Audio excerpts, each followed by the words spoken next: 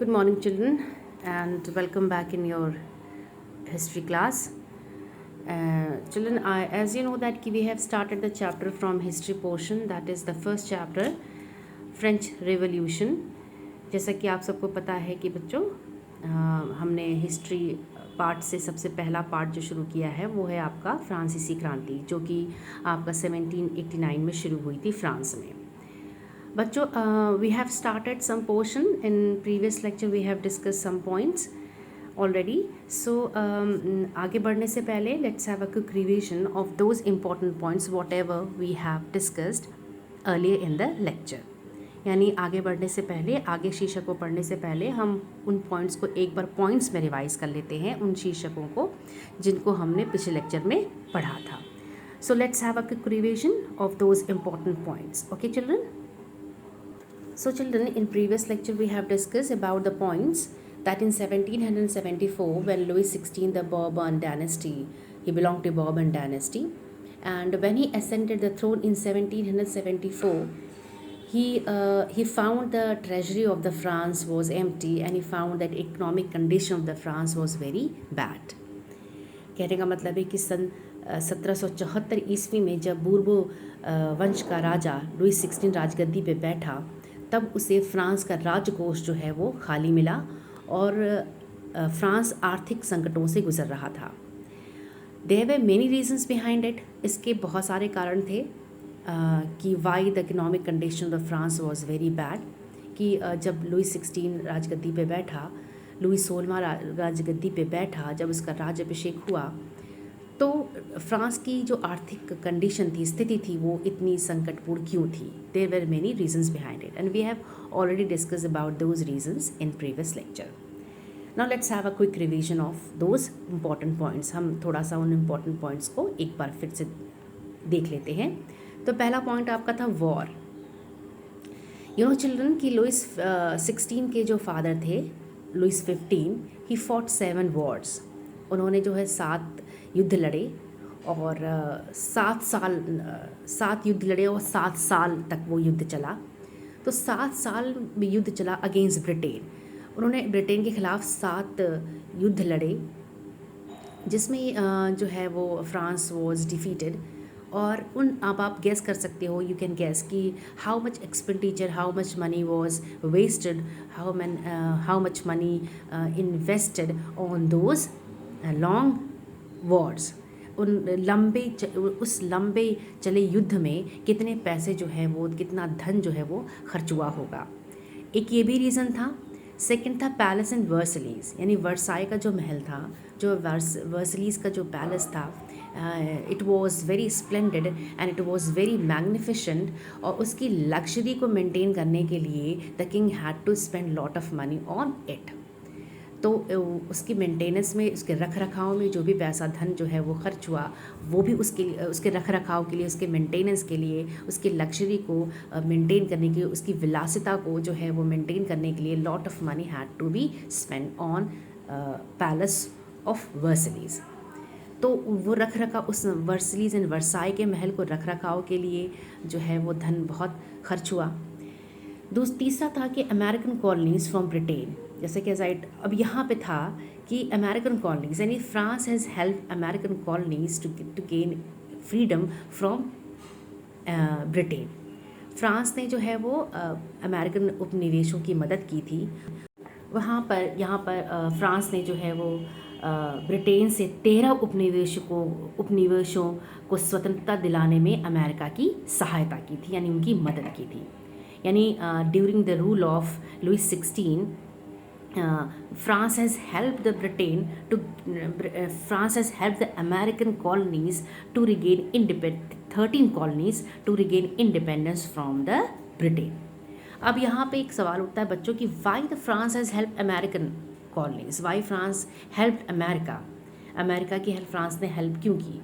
सबसे पहली बात, जब इस क्वेश्चन को हम आंसर ये है, the answer of this question is ये है कि you know that during this, as I told you कि during the rule of Louis 15, the father of Louis 16, he fought wars 7 years wars against Britain. उन्होंने 7 साल Britain के ख़िलाफ़ युद्ध लड़े उस युद्ध में ब्रिटेन फ्रांस जो हार गया था, तो यहाँ पर क्या था कि फ्रांस ने उस युद्ध का, उस हार का बदला लेने के लिए ही हेल्प्ड अमेरिकन। उन्होंने उस हार का बदला लेने के लिए जो है उन्होंने अमेरिका की मदद की, ताकि वो उन 13 कॉलोनीज़ को जो है वो स्वतंत्रता दिला सकें। और यहाँ पे क्या था कि वो जो 13 कॉलोनीज़ थी, अमेरिकन कॉलोनीज़ थी, उस पे जो है वो ब्रिटेन का रूल था, ब्रिटेन उस पर रूल कर रहा था। And France help those 13 American colonies to gain या to achieve independence from the Britain. और यही बच्चों, यही एक कारण था उन 13 कॉलोनीज़ को स्वतंत्रता दिलाने में, जो लोगों ने पार्टिसिपेशन किया, जो एक क्रांति आई, and that Kranti, that revolution, that thing became force. That step became, you can say that step became the main cause of the American Revolution started in America.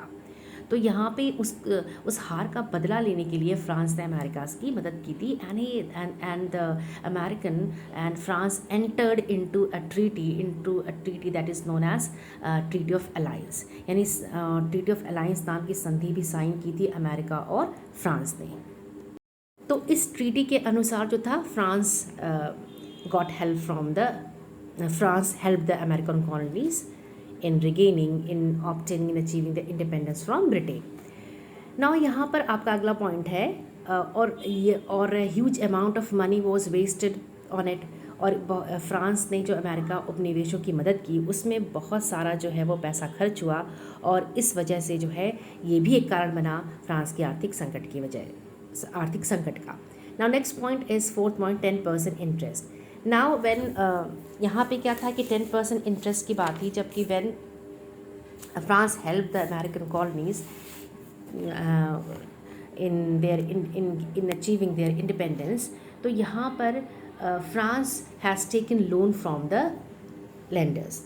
यहाँ पे क्या था कि उसने यहाँ पे क्या था कि अमेरिकी स्वतंत्रता संग्राम में अमेरिका की सैनिक सहायता करने के कारण फ्रांस में करीब 10 अरब लिवरे, यानी लिवरे इज़ अ फ्रांसीसी करेंसी, लिवरे को हम फ्रांसीसी मुद्रा भी कहते हैं। तो लिवरे इज़ अ फ्रांसीसी करेंसी, जो कि उस लुई 16 के टाइम में ये करेंसी का चलन था। एंड लिवरे एक 10 अरब फ्रांसीसी मुद्रा, यानी 10 अरब फ्रांसीसी 10। तो यहाँ पे क्या था कि 10 अरब लिवरे, एंड लिवरे इज़ अ फ्रांसीसी करेंसी, लिवरे इज़ अ फ्रांसीसी मुद्रा जिसे हम कहते हैं। तो यहाँ पे जो है अमेरिकी स्वतंत्रता संग्राम में अमेरिका की सैनिक सहायता करने के कारण फ्रांस पर करीब 10 अरब लिवरे यानी फ्रांसीसी मुद्रा का कर्ज चढ़ गया था। एंड नाउ यहाँ पे क्या था कि इस पर क्या हुआ था कि उसे ब्याज भी बहुत अधिक देना पड़ा था, करीबन 10% इंटरेस्ट द फ्रांसीसी empire the French king had to give. यहाँ पे 10% इंटरेस्ट यानी उनको देना पड़ रहा था, and that was also the reason why the economic condition of the France was bad. अगला आपका था, हमने डिस्कस किया था अदर, यानी अन्य क्या क्या चीज़ें थी, अन्य में आ जाएंगे। सो चिल्ड्रन, नेक्स्ट पॉइंट आपका लास्ट पॉइंट था, हमने we have discuss that other reasons क्या थे। अन्य रीजंस में जैसे हम कह सकते हैं कि उनके जो नियमित खर्चे थे, जैसे कि सेना के रख रखाव, राज दरबार, सरकारी कार्यालयों या विश्वविद्यालयों को चलाने के लिए फ्रांसीसी सरकार जो थी वो मजबूर थी पैसा खर्च करने के लिए। यहाँ पे अन्य उनके एक्सपेंसेस ये भी थे कि फ्रांसीसी the French government had to spend money on the maintenance of these departments also.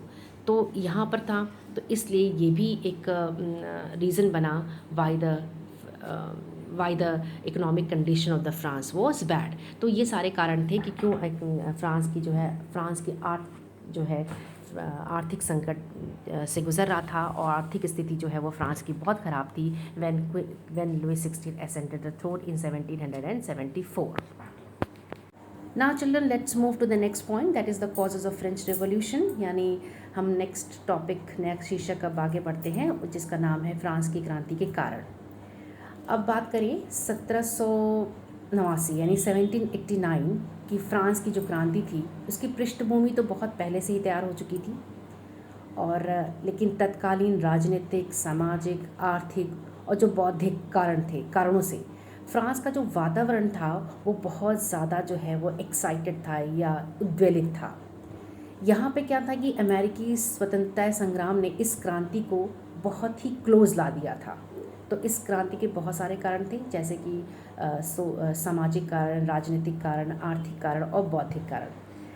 Or you can say that in English, children, the French Revolution of 1789 was a milestone in the history of Europe and the world. And हम कह सकते हैं कि the background of this movement, this revolution, has already prepared, and then it was a natural reaction of the entire nation against the autocratic rule of the Bourbon king, that is the Louis XVI. यानी ये एक जैसे कहते हैं ना कि लोगों का जो पूरे फ्रांसीसी देश में यानी पूरे फ्रांस का एक प्राकृतिक प्रतिक्रिया थी लोगों की, मासेस की, किसके खिलाफ? लुइस 16 यानी राजतंत्र या लुइस 16 के राजशाही के ख़िलाफ़ जो है वो फ्रांस की एक पूरे फ्रांस की ये एक प्रतिक्रिया थी, एक रिएक्शन था, एक एक्सप्लोजन था, this revolution. And then it began in 1789 and went on till 1799, यानी इस क्रांति की शुरुआत 1789 में हुई और 1799 तक ये चली। So children, we can divide the causes of French Revolution in 4 parts, like social causes, political causes, economic causes and intellectual causes. तो ये हम causes पढ़ेंगे, factors पढ़ेंगे, and these are the factors of French Revolution, यानी हम फ्रांसी क्रांति के कारण पढ़ेंगे। Let's take the first causes, that is the political causes. Now let's take the first causes, that is the political causes, यानी हम पहला कारण पढ़ते हैं, वो है आपका राजनीतिक कारण। Let's have a look. सबसे पहले हम जानते हैं लुइस 14 के बारे में। Louis 14 was the grand father of Louis 16। Louis 14 जो थे वो लुइस 16 के दादा थे और जिनका शासनकाल था एंड 1643 to 1715 तक। And he has made a declaration, उन्होंने एक डिक्लेरेशन के लिए घोषणा किया था, the French monarch had unlimited power and they declare themselves as a representative of God. यहाँ जो लुइस 14 थे उन्होंने एक डिक्लेरेशन, एक घोषणा की थी कि फ्रांसीसी राजाओं के पास असीमित शक्तियाँ थीं और उन्होंने खुद को क्या डिक्लेयर किया था? भगवान का प्रतिनिधि घोषित किया था। यहाँ पे क्या था कि they regarded themselves as a representative of God on the earth, and there was no possible check on the autocracy of the king, and the king's will was the law for the nation. यहाँ पे जो Louis 14 थे उन्होंने कहा था I am state and my word is everything, यानी मैं ही राज्य हूँ और मेरे शब्द ही सब कुछ है। यहाँ पर उन्होंने क्या किया? मैं ही राज्य हूँ और यानी आई एम द स्टेट और मेरी इच्छा ही कानून है। तो और इस व्यवस्था में राजा की आज्ञा का उल्लंघन करना अपराध समझा जाता था। तो ये था ये लुइस 14 का जो था डिक्लेरेशन था, ये लुइस 14 का जो divine rights of the king, and he propounded the theory of the divine rights of the king, and according to that divine rights of the king, what he regarded himself as a representative of God on the earth, and there was no possible check on the autocracy of the king, and his will was the law. So यहाँ he belonged to the Bourbon dynasty, and he was a powerful monarch, and he was an efficient, hardworking and confident ruler, and he participated many wars. यानी वो ये कुशल और मेहनती और राजा थे और ये बूर्बो राजवंश से जो है वो बिलोंग करते थे, यानी ये बूर्बो राजवंश का राजा था लुइस 14, और उन्होंने बहुत सारे युद्धों में जो है वो भाग भी लिया था। Now the next thing is that कि now let's talk about the Louis 15. Now Louis 15 was a son of the Louis 14. Louis 14 के पुत्र का नाम लुइस 15 था, जिसका शासनकाल था 1715 से लेकर 1774 तक। He ruled from 1715 to from 1715 to 1774 in France. He was also a monarch. He was also a absolute monarch. He was also So he was also an absolute monarch. You can say that कि autocratic monarch he was, यानी इसको हम निरंकुश राजा था. And he was called as butterfly monarch. इसको हम तितली राजा के नाम से जानते कहते हैं इतिहास में, क्योंकि he has made some faulty policies and false policies, and he did what he wanted. तो उन्होंने कुछ जैसे वो कि उल्टे सीधे कानून उन्होंने बनाए, और अपने वो जो चाहते थे वो वही कानून बनता था. वो कानून चाहे वो मीनिंगफुल हो या ना हो, and his policies were meaningless and his rules were meaningless. So his defective foreign policy weakened the economic condition of France. उनकी जो and he has made very defective policies also, तो that is why he was called as तितली राजा. तो यहाँ पे उन्होंने उनकी दोषपूर्ण विदेश नीति जो थी, उन्होंने फ्रांस को बिल्कुल आर्थिक संकट में डाल दिया था, और फ्रांस की आर्थिक स्थिति बहुत कमज़ोर हो गई थी. And Louis 15 fought the 7 years war against England and brought nothing for France. So as I told you earlier बेटा कि Louis 15 has fought 7 years war against England and brought nothing for France, यानी इन्होंने England के खिलाफ 7 साल युद्ध लड़े, और फिर इस युद्ध में काफ़ी पैसा, huge amount of money was invested, huge amount of money was wasted on these wars. तो इन 7 साल के युद्ध में जो है बहुत सारे पैसे खर्च हुए, बहुत सारे धन जो है वो खर्च हुआ, और उसके बदले में फ्रांस हैज़ गॉट नथिंग. उसके बदले में फ्रांस को कुछ भी नहीं मिला. And in these Wars the France was defeated. और मैंने आपको पहले बताया कि यही वजह थी, यही कारण था कि France has help American colonies to regain independence from the Britain. इस हार का बदला लेने के लिए जो है वो फ्रांस ने अमेरिकन कॉलोनीज़ की मदद की थी उनकी स्वतंत्रता दिलाने में. Now here France became bankrupt due to the over expenditure in wars and luxury. यहाँ पे राजा जो है वो एक 7 साल की लड़ाई भी राजा ने 7 साल की लड़ाई जब लड़ी गई अगेंस्ट ब्रिटेन, उसमें काफ़ी धन इन्वेस्ट हुआ. इसके साथ साथ the king use to live very luxurious life and to maintain the luxury of the palace as well as his life. He had to maintain, the king had to invest lot of money on it. तो इस तरह luxurious life को maintain करने में भी, विलासिता को maintain करने में, महल के रख रखाव में, और अपनी लाइफस्टाइल को रख रखाव करने में, अपनी विलासिता को मेंटेन करने में राजा के बहुत सारे ऐसे पैसे खर्च होते थे. And that is why because of this reason France became bankrupt. Now after Louis 15, Louis 16 the son of Louis 15 ascended the throne in 1774. Now यहाँ पे बच्चों अब बात करते हैं हम कि जब Louis 15 के बाद जो है वो Louis 16 जो है वो राजगद्दी पे बैठते हैं, और ही ascended the throne in 1774. So the main reason behind French Revolution, जो मेन रीज़न फ्रेंच रेवोल्यूशन का था, अगर हमने we have discuss the background, हमने डिस्कस किया वो बैकग्राउंड भी. अगर आप उस बैकग्राउंड को भी अच्छे से अगर आप पढ़ लेंगे बच्चों, तो ये सारे पॉइंट्स आपके क्लियर हो जाएंगे. तो सबसे पहला आपका पॉइंट आता है Louis 16 when he ascended the throne, what was the political condition, और यही कंडीशन जो थे वो पॉलिटिकल कॉजेज बने फॉर द फ्रेंच रिवॉल्यूशन. तो पहला आपका था ऑटोक्रेटिक मोनार्की, यानी निरंकुश राजशाही. अब यहाँ पे क्या था, जैसे कि एज आई टोल्ड यू कि यूरोप के बहुत सारे देश थे, यूरोप के अन्य देशों के समान फ्रांस भी जो है वो निरंकुश राजतंत्र था, यानी राजा के हाथों में ही सारी शक्तियाँ केंद्रित होती थीं. एंड यहाँ पर था राजा अपने आप को ईश्वर की प्रतिनिधि मानता था, जैसा कि एज आई टोल्ड यू, और उसकी इच्छा ही कानून थी. और यहाँ पे जैसे एज आई टोल्ड यू कि Louis 14 द बुर्बो वंश का, बुर्बो डायनेस्टी का जो सम्राट था Louis 14, उसने ये डिक्लेरेशन, ये घोषणा पत्र बना दिया था, डिक्लेयर कर दिया था कि मैं ही राज्य हूँ, आई एम द स्टेट. और उसका यही कहना था कि I am the state and my word is everything, मेरी इच्छा ही मेरी कानून है, and my will is the law. और इस राजा की इस व्यवस्था में राजा का उल्लंघन करना जो है वो अपराध माना जाता था. यानी the political system of the French state, और यू कैन से दैट कि और द एंशिएंट रिजाइम, हम इनको पॉलिटिकल सिस्टम जो था इनका वो एक कह सकते हैं पुरानी सत्ता थी, यानी ऑटोक्रेटिक रूल था. And it was usually called, was highly unpopular with the people.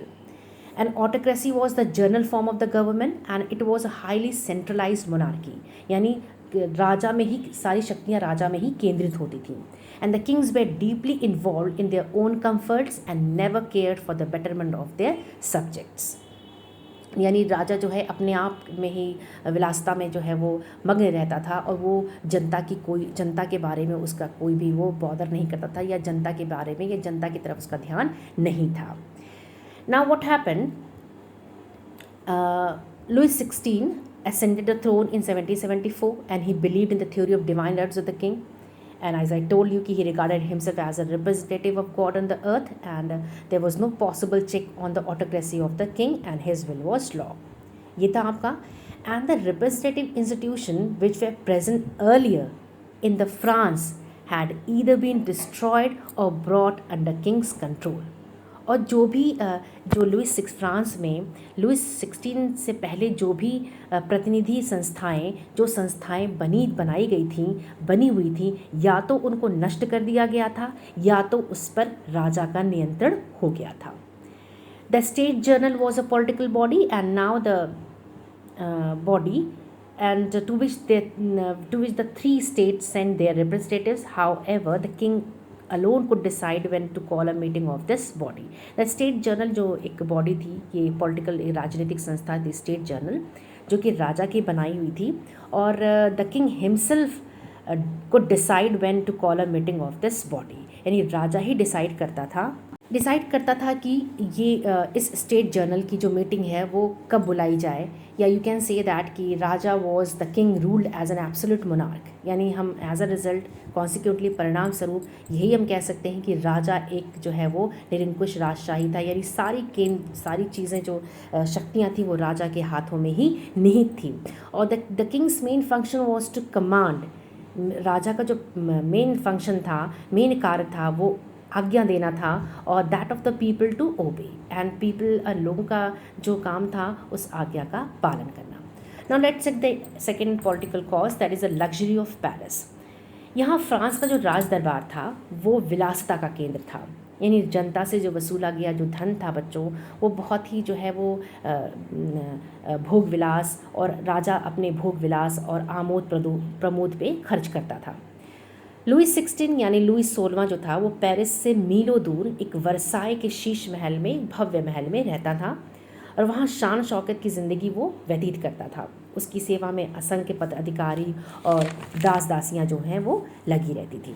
यानी द लुइस 16 या द फ्रांस का जो the court of the France was splendid and was full of luxurious comforts, and the money which was extracted from the people was wasted on their luxurious lifestyle.